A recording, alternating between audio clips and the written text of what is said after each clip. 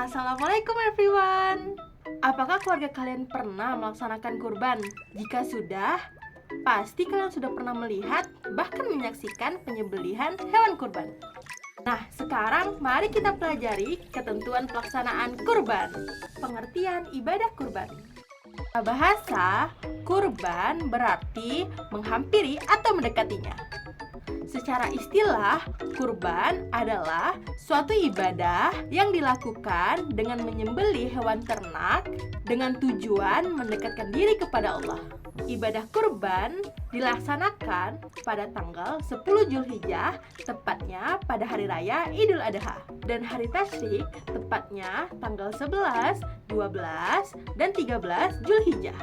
Ketahuilah bahwasanya Allah telah mensyariatkan berkurban di dalam firman-Nya Quran Surah Al-Kautsar ayat 2 yang berbunyi, "Fasholli lirabbika wanhar." Hukum melaksanakan kurban. Hukum melaksanakan kurban adalah sunnah muakkad. Sunnah muakkad artinya ibadah yang sangat dianjurkan dan hampir mendekati wajib. Rasulullah SAW pernah bersabda, barang siapa mendapatkan kelapangan tetapi dia tidak berkurban, maka janganlah ia mendekati tempat sholat kami. Hadis riwayat Ibnu Majah, Ahmad, dan Al-Malik. Syarat berkurban. Dalam melaksanakan ibadah kurban ada beberapa syarat yang harus dipenuhi. Syarat pertama, Islam. Selain pemeluk Islam tidak diwajibkan berkurban. Syarat kedua, berakal. Berakal yang dimaksud ialah seseorang yang sehat jasmani dan rohani. Syarat yang ketiga, balik. Balik artinya sudah dewasa. Orang yang sudah dewasa mampu membedakan yang baik dan yang buruk. Syarat yang keempat, mampu. Seorang dikatakan mampu apabila dia memiliki cukup materi, maka diwajibkan melaksanakan kurban. Syarat hewan kurban.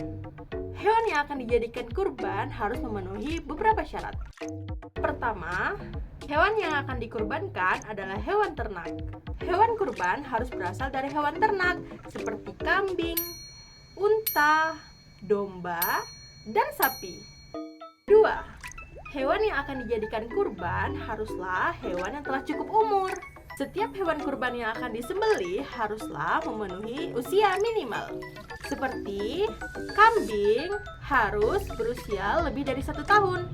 Sapi atau kerbau minimal berusia 2 tahun. Serta unta yang harus berusia minimal 5 tahun.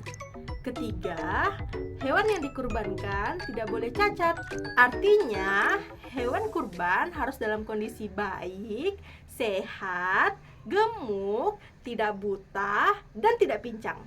Untuk jenis kelaminnya belum ada aturan ditetapkan, maka yang dikurbankan boleh jantan atau betina. Orang yang berhak mendapatkan daging kurban. Orang yang mendapatkan daging kurban dibagi menjadi 2, orang yang berkurban dan orang yang tidak berkurban.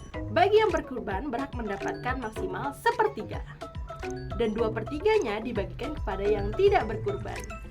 Hikmah pelaksanaan ibadah kurban. Pertama, meneladani Nabi Ibrahim dan Nabi Ismail sebagai bentuk kepatuhan kepada Allah. Kedua, memberikan manfaat kepada banyak orang. Ketiga, menghilangkan sifat tamak dan rakus dalam diri kita.